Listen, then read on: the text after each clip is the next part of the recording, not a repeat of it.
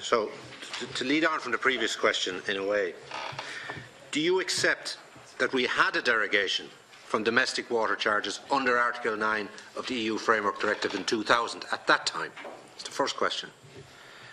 Secondly, what is your and the Commission's definition of established practice in relation to the delivery of water services, as mentioned within the Water Framework Directive?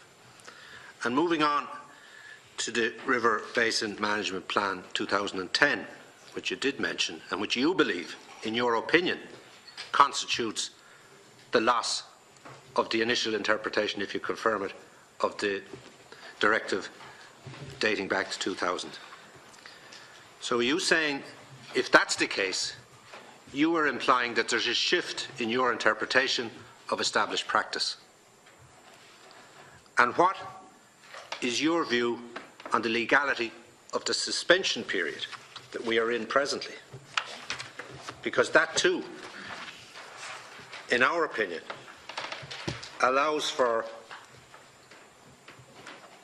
the because we still feel we can meet the achievements or the objectives of the Water Framework Directive. And finally,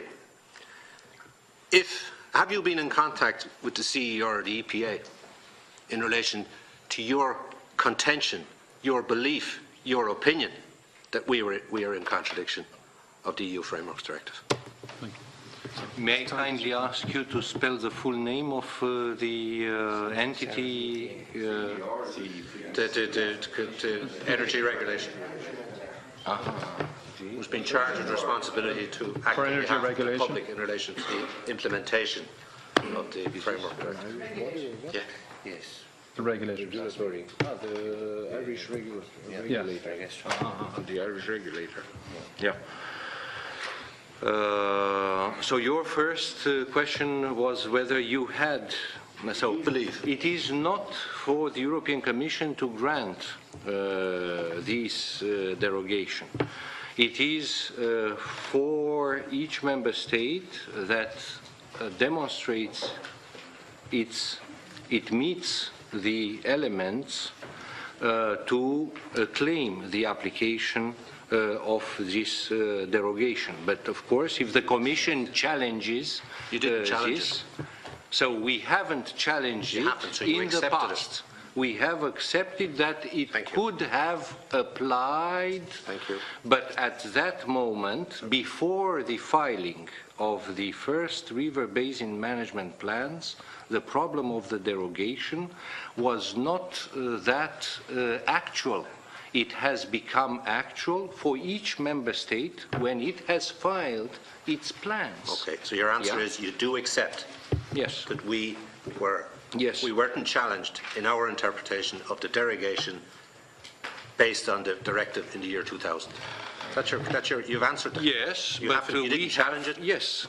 Fine, that's all I wanted to know. Yes. Now, I don't mean to be confrontational. I mean to try and establish facts in relation to your opinions and our opinions and how they're implemented, and ultimately the courts will decide if they're asked to arbitrate. What's your definition of established practice? Yes, I am coming to your question about established practice. So, the river basin management plans that, for instance, demonstrate the application interrupt an established practice. So you no longer have an established practice. Okay, so you accepted the interpretation of the established practice initially, but you sought to shift your interpretation of it when you got the river basis plan. No, we did not shift our interpretation. No, we did not shift our interpretation. What is your interpretation? We noticed that the Irish authorities have changed policy and have taken the decision to apply water charges and not to make use of the paragraph 4. What's your definition of paragraph 4? What's your definition of established practice? Here I would rather turn to my colleague Jorge to kindly ask him to. Yes, thanks very much. Good afternoon. The term established practice is only used in paragraph 9.4 of the Water Framework Directive. And paragraph 9.4 has certain conditions attached to it. It's a derogation from the obligations to establish a water pricing policy that are in Article 9(1). These conditions, among these conditions, there is that the Member States shall report the reasons for not fully applying paragraph 1 in the river basin management plans.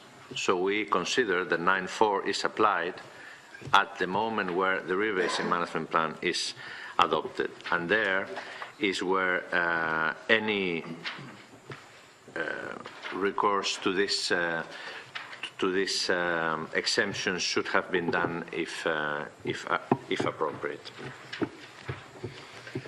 Yeah, well, established practice in my mind and in the Irish government's mind and the Irish people's mind at that time was that it was paid for out general taxation. Anyway, you decided to change your interpretation of it on submission of the river basis plan, and that's your right to do so if you so wish. We don't agree with that, and if there's to be an adjudication on it, it's beyond our control. That's all I'd say on it. In relation to the legality then of the suspension period, what's your interpretation of that, considering that it too relates back, in our opinion, to the initial derogation and the objectives within it and our establishment of an established practice based on it being paid for out taxation in the year 2000? Because it would bring, you would question the legality of this period if you were to follow on from what you've just said. Yes, and I've already replied to your question about the legality of suspension when I've said that currently we believe that Ireland is not in compliance with the Water Framework Directive because of the suspension of the water charges. And we disagree in relation to the contents of the. We disagree with the implementation of the directive and the basis by which you arrive at that conclusion. And we believe we are on a solid ground in relation to our basis for our conclusion. And finally, saying what you've said and interpreting it in the way in which you have... May I continue my answer? Well, I've heard enough, to be honest. But in relation to the CER and the EPA, have you been in touch with them, considering your comments that you just made? We have been, as a matter of general cooperation that we have with all the national authorities in the member states, but not in particular on this subject. Not in particular on this subject? Yes. Okay. Yes, and I would like to draw your attention, this is what I wanted to add, and I will be very brief. I wanted to draw your attention to the fact that Article 9, Paragraph 4 allows member states to invoke an established practice, but it says clearly where this does not compromise the purposes and the achievement of the objectives of this directive. Yeah. And you have heard me earlier in my intervention pointing to a number of objective elements which show the distance between the current situation and the purposes and the achievement of the objectives of this directive. Yeah. Yes? That's where we differ. So I want to Mr. Bradley, just want to come in with a follow-on answer or comment to Mr. Cowen. First of all, I appreciate Mr. Dea's answer. I mean, I think it's a very interesting answer and it's a useful answer because the objective of the Water Framework Directive, as Mr. Dea has outlined at the very beginning, is about quality, not quantity. And if you look at Article 9(4), I mean, it's very, very interesting to look and see what the actual terms are. The actual reporting of the non-compliance or the derogation is in the report that's in the River Basin Management Plan. That's where it comes in, is the reporting of that. But the reference to a established practice, I mean, it's a very, very important point, and I think it's something that, and I'm sure Mr. Adele isn't that familiar with established practice when it comes to Irish law, but I can tell him that in 1962, there are some key dates in relation to ascertaining what established practice are. 1962 is the beginning of it, where the Public Health Amendment Act 1896 was amended. You then have a date in 1983, another keystone date. You then have a date in 1997, in 2007, 2013, and now currently in 2016. And in order to ascertain established practice, one has to look at the range of what the established practice in fact was. And when the directive came into force, the established practice was not to charge. And if one looks at the history of the established practice in Ireland, and it's very much, and the deputies and senators in this place would know this very well, it's very much tied in with local government. And the responsibility of the elected members versus the executive members. So it's quite clear, in my respectful view, that the established practice does apply in the way in which I've described it, which is you look at the history of the established practice, and the established practice at the key date was not to charge.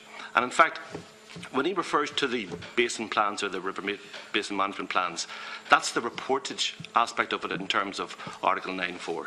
And the key phrase is the established practice. And could I just mention one other matter in relation to Article 9? Mr Durdale will be familiar with the recent decision from the ECJ. Now, it involved a hydroelectric plan where the Commission took Germany to the ECJ on an infringement action, and they lost. But what came out of that case were very important principles. And I do accept it was about a hydroelectric plan, but it was the first challenge under the Water Framework Directive. And that decision has been recently upheld in a case taken by the Commission against Austria, where the ECJ again confirmed what Mr Durdale has correctly set out here is the margin of appreciation or discretion that's given to a member state. So it's about quality, not quantity, and it's about the margin of appreciation given to a member state. And it's very important that the Commission are aware of that, and I'm sure they are, that that margin of appreciation was emphasised in the ECJ decision. Thank you, Mr Bradley. As somebody whose party,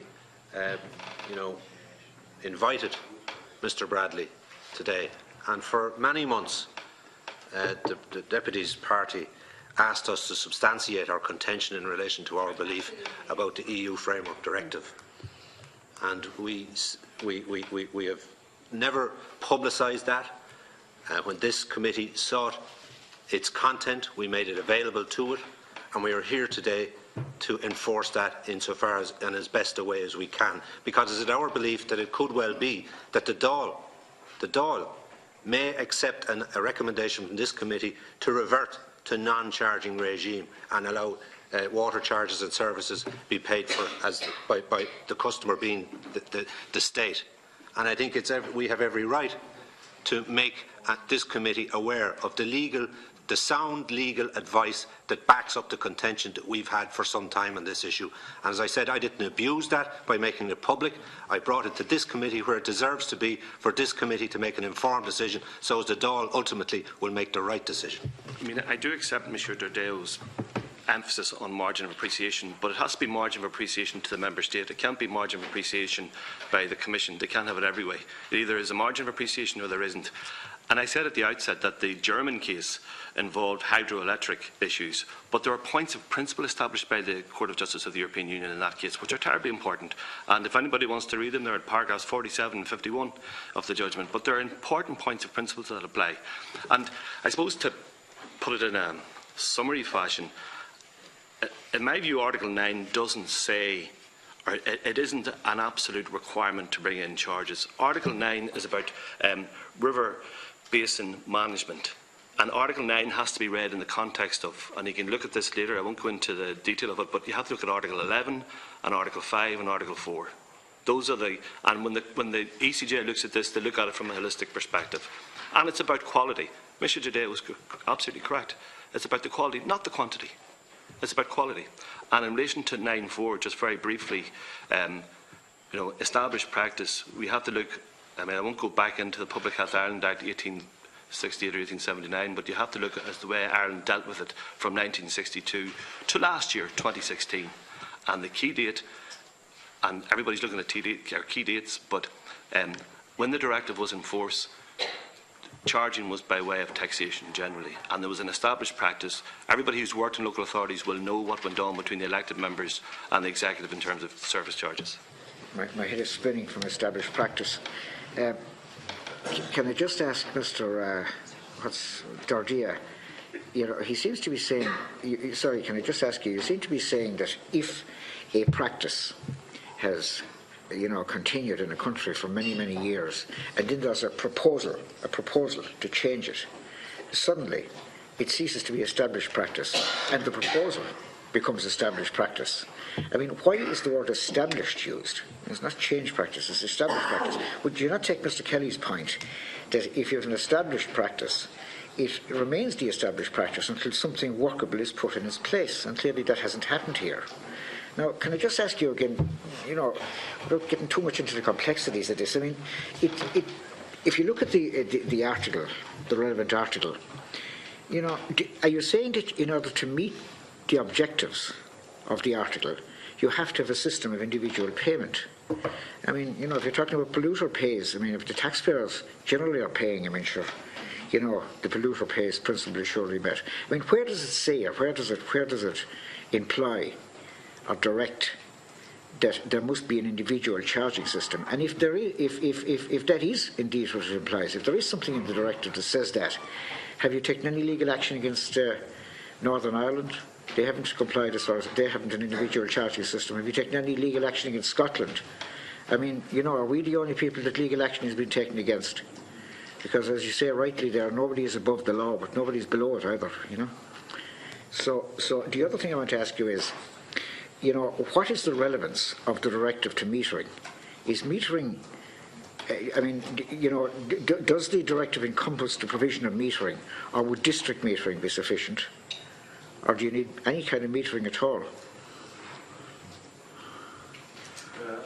I'd like to kindly invite my colleague Jorge, who might be more pedagogical than I am able to be. I hope. Thank you. Well, I will try. 9.4 is an exemption to an obligation, so the exemptions have to be interpreted narrowly. The exemption in 9.4 is an exemption to an obligation to establish a water pricing policy in accordance to the cost recovery principle and to the polluter pays principle, the latter being part in the treaty, by the way. This exemption is therefore, in our view, needs to be interpreted narrowly. Before the first River Basin Management Plan was adopted, we wrote that established practice at the time of adoption of the directive is because in order to apply 9.4, we believe that must have been established practice already by the time of adoption of the directive and must have been consistently maintained until the adoption of the River Basin Management Plan. And in that River Basin Management Plan, the Member States would then give the reasons why, even not applying a water pricing policy, which is according to the cost recovery and polluter pays principle, would anyway meet the objectives of the Water Framework Directive. This is the sense of the addition, and it's a pity that Mr. Murphy has left the room, of the addition that we did in 2010 to this established practice at the time of adoption of the directive. So this is to avoid that a member state, for example, in 2006 would abolish water charges and then claim that this was established practice.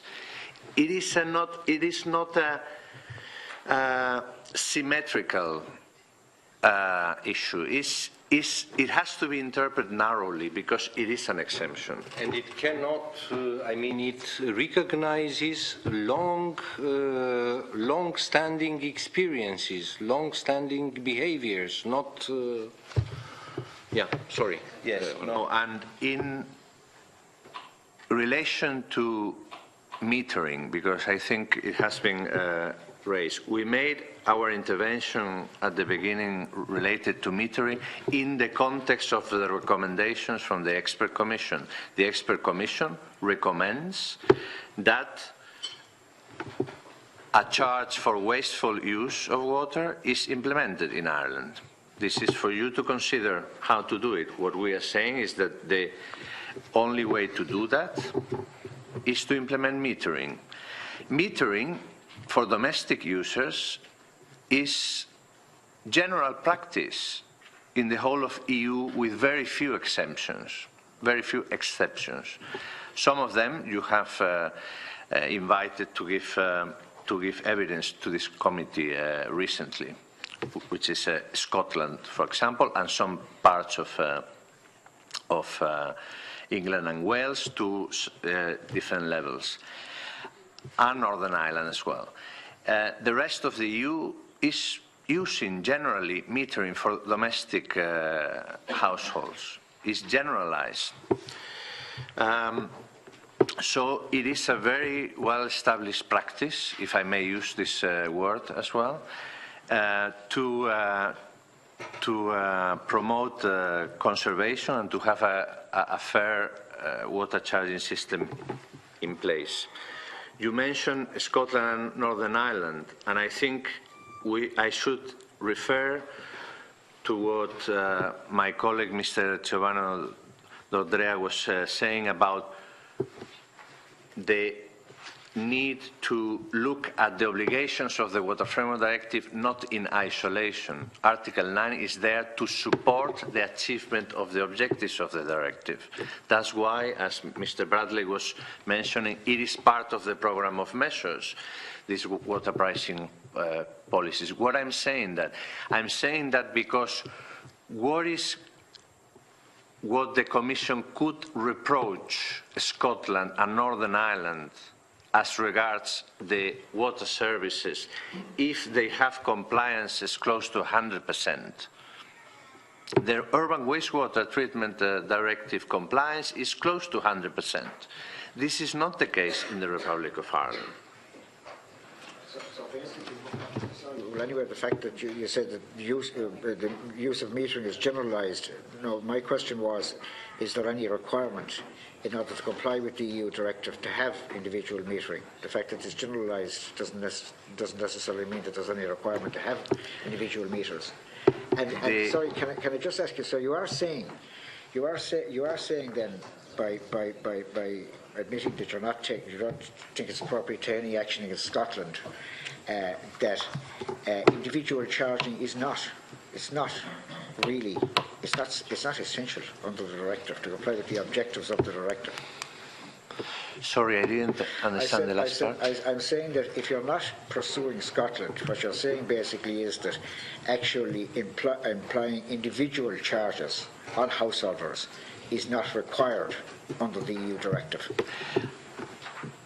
One of the obligations of the water pricing policy is to provide adequate incentives for users to use water resources efficiently. This cannot be other thing than related to water quantity, by the way. This, in order to provide adequate incentives, metering, as I just mentioned, is a very well-established practice across the EU. So you can provide incentives to users to use water resources efficiently by implementing metering. Is there any evidence? There is, however, provisions to depart from these obligations of the directive, having regard to the social, environmental and economic effects of the recovery and geographic climatic conditions of the region or regions affected. And this is... Yeah, sir, just come in there and correct me if I'm wrong, but the EU average of metering across the EU is 65% of domestic households? No. It must be much higher. Much higher. 26 member states use generally for domestic households, for domestic pricing, metering. Okay. So generally. This doesn't mean that every individual household is metered, because I think one of the issues that was raised in previous discussions in this committee was that old buildings are difficult to fit with new meters. So. Yeah, I'm sorry, I want to go back, Willie, because I jumped in there. Just back to you again if you want to finish. No, I think Mr. Bradley just wants to make a comment. Sorry.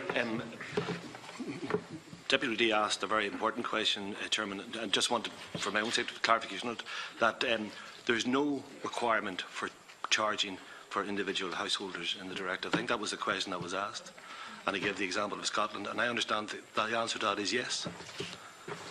There is no explicit requirement in the directive, but the directive, my colleague pointed out clearly in Article 9, paragraph 1, second subparagraph, requires also that member states shall ensure by 2010 that water pricing policies provide adequate incentives for users to use water resources efficiently. The best and large-scale used incentive to use resources efficiently is metering. This is what we are saying. Conservation in Yes? your book at all? Is there any form of conservation other than metering and charges in your book? Obviously Scotland have it, obviously Northern Ireland have it. Why can't Ireland have it? In addition to the established practice, I might add. Answer that, we saying is that it is well and known and recognized. I rest my case. By the court. Yes. I understand the sense. I understand the sense of your question. You compare your situation with Northern Ireland or with Scotland, and you are asking why the Commission is tough with Ireland and is not as tough with Northern Ireland. Necessarily. Yes.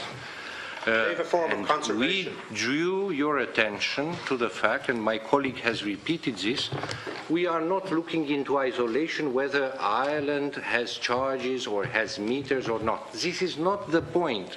The point is a general performance and the attainment of the objectives of a smart water policy. Yes. And when we look at the general objectives, we see that in Northern Ireland, they have attained it, or in Scotland, or they are very close to attain it, and in Ireland we are still at the half of the road.